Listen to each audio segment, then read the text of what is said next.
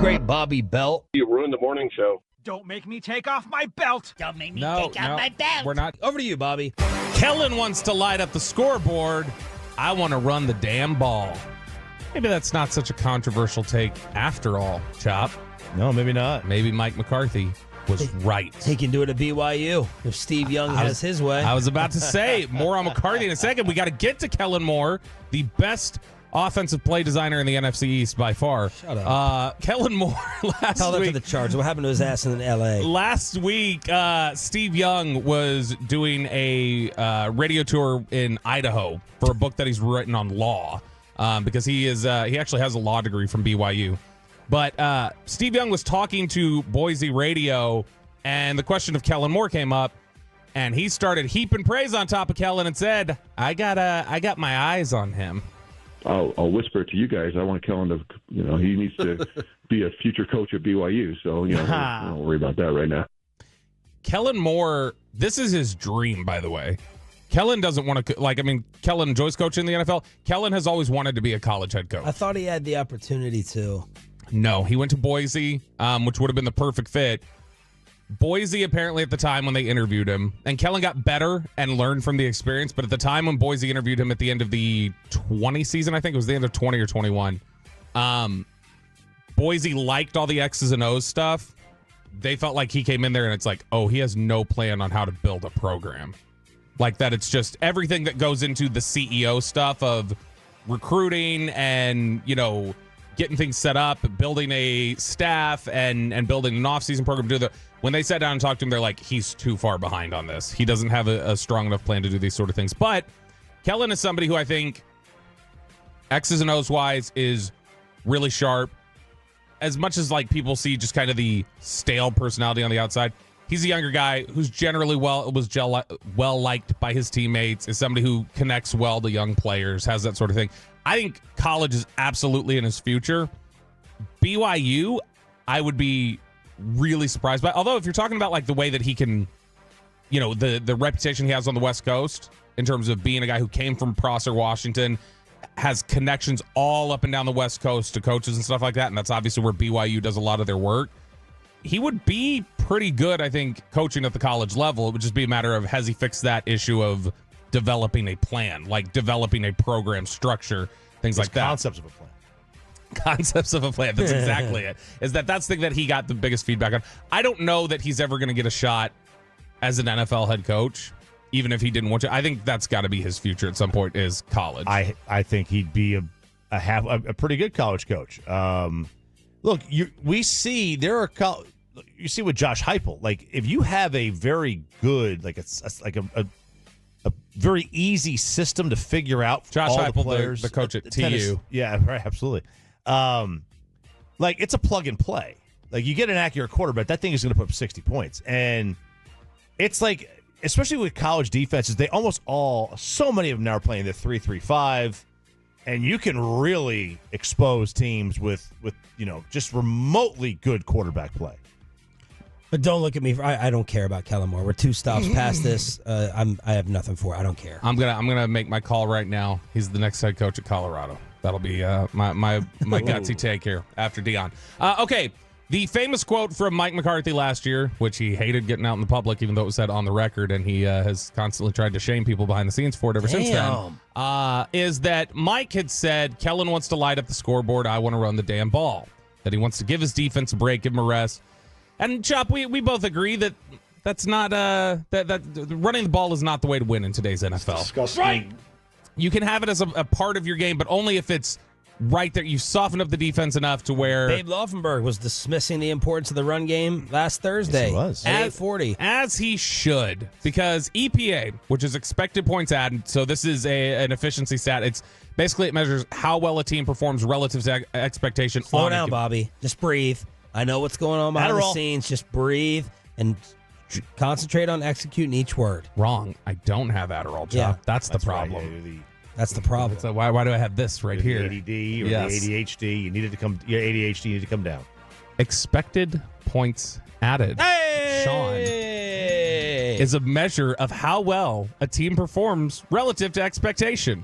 And so basically this will be on a per snap basis. So a lot of what goes into this is 3rd and 7, given down distance, where you're at on the field, and the probabilities that go into how successful you're likely to be there on that drive, and how likely it is that you're going to score on that play or on that drive, and a number of different factors like that. So the expected points added historically over the last decade has been way more efficient for passing the ball than running the ball. I think what the number was the best rushing attack was the equivalent to about the 17th or 18th best passing attack.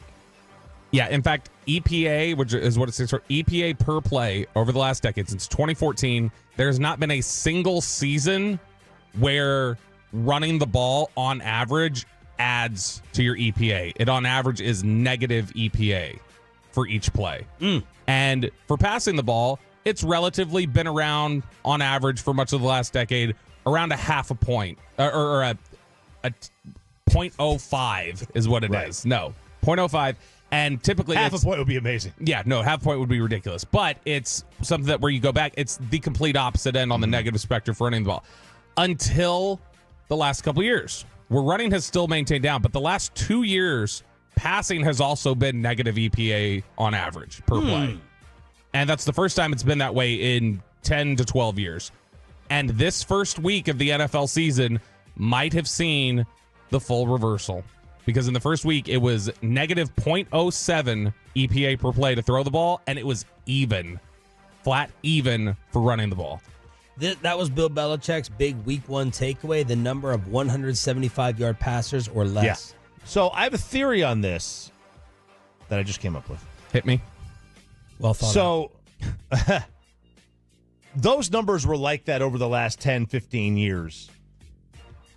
Because 15 years ago, not everyone was big on the analytics of the game, right? Right. Okay. And now everyone is. For the most part, yes. There's maybe 2 or 3 teams that aren't. Mm-hmm. So because everyone's on the analytics now, everyone believes passing the ball is the way to win. So what you have is 15 years ago, if you did not have a top 10, 15 quarterback, you still ran an old school play, right? Type of system. And now everyone is throwing the ball like crazy, including the quarterbacks who have no business throwing the ball like crazy. Okay. And I wonder if that skews the numbers down. Well, what is really, see what I mean? Yeah, what's really skewing these numbers right now is people like Lamar Jackson.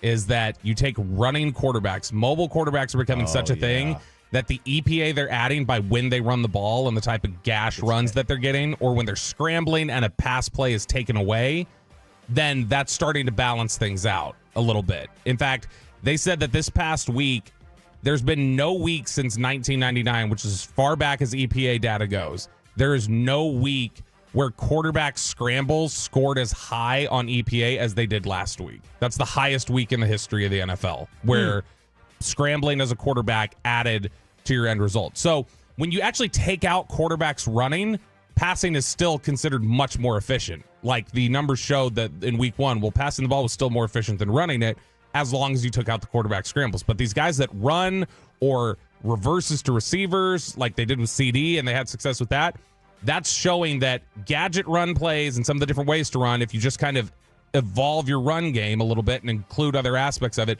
it's showing it can be as efficient as throwing. So no one is buying that the hand it off, give this guy 20, 25 carries is coming back. Just like I grouped that into the category of the postman in the NBA, winning with small ball and baseball. Right. None of us are thinking that this is a sign of that, the zig and zag. Oh, I don't think it's a sign that the singular back is coming back. Like, I don't think we'll ever see that again. Handoffs. But I could absolutely see it. I think it does need to come back for certain teams. If you don't have bums at quarterback, right? If you have bums at quarterback, look, you're not going to win either way. But I think your better chance of winning is to try to slow the game down. Like if you're who's Gerard Mayo, Patriots, Right, think of the run game that they had. Yeah. Ramondre with Jacoby Brissett. Who I at told you to quarterback. draft? But What? Who I told you to draft, Ramondre? That was a good pick by you. If you're the Giants, if you're Carolina, right? Those kind of teams, Raiders. You don't have a viable. Maybe the Raiders might with the Gardner, but you don't have a viable quarterback. you're not going to win by throwing the ball 30 times with those guys. How many? We talked about this the other day. There were 2 quarterbacks that had 300-yard passing games this past week. It was Matthew Stafford, who went into overtime, didn't handle the ball in overtime, but it was an overtime game. And then it was Tua. Those were the only 300-yard passes this week. In fact, that's the first time 2 or fewer passers threw for 300 yards in week 1 since 2005. My mom was around to see the last one, guys. That's how long ago it was, okay? There were 7 players that rushed for 100 yards compared to the 2 300-yard passers. It's like, okay, well, maybe you got up big. Yeah, Derek Carr only threw for 200 yards. Baker Mayfield threw for under 300. There were still 100-yard receivers. There were 4 receivers that went for 120 yards receiving this past week. 5 running backs went for 120. And so it's becoming a little bit of something where you have more success on the ground. Teams are trying to take away the pass with the 2 high looks, but you're also getting, again, the scrambling. Jaden Daniels rushed for 88 yards. That was 10th among all players this past week. We already know that Jalen Hurts uses his legs. Lamar Jackson was one of those guys who had 122 yards rushing or 120 yards rushing. That was 4 right there. And so the ability even of like big time passers like Mahomes and Allen and their ability to scramble and kind of put pressure on things, that also incorporates it. Now, the other question of this is specific to Dallas. Does that give you any pause if the league is trending this direction that you don't have one of these guys anymore who's mobile and can threaten with his legs? That doesn't give me pause. I had the pause already. Yeah. I need you someone, and Jerry both. I need someone with some burst. You know, I know you had written in your prep email, hey, it's fine as long as you can get 4 yards of carry. No, man, I need the threat of someone who can break one. And right now, that's my biggest problem with the running game. Ezekiel Elliott is getting these props because it was a little bit overblown. Look, we have to throw ourselves into the mix. No one thought Zeke was like dead, but that's the way we treated him. Like he was the NFL running back version of like a dead body. Right. And you know, especially early in this season, he's capable of what he did the other day against Cleveland, and we were more looking forward to a goal line carry, 4th and 1. But there's no breakaway. What's the stat that Eatman gave us about a 30-yard run? It's been. Oh yeah, they haven't had a 30-yard run since 21. Mm-hmm.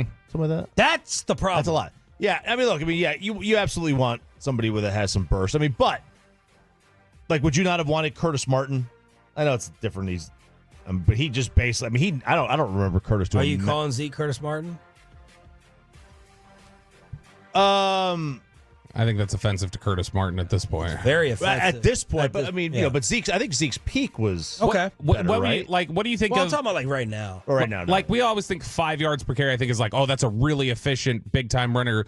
What's the number for receivers, for instance? Like yards per catch, we go 15? 15, I think. 15, okay. 13 and a half to 15. This maybe? past week on the 15 yards, there were 12 receivers who had 15 yards per carry. There were 16 players that rushed for 5 yards per carry this week. Wow.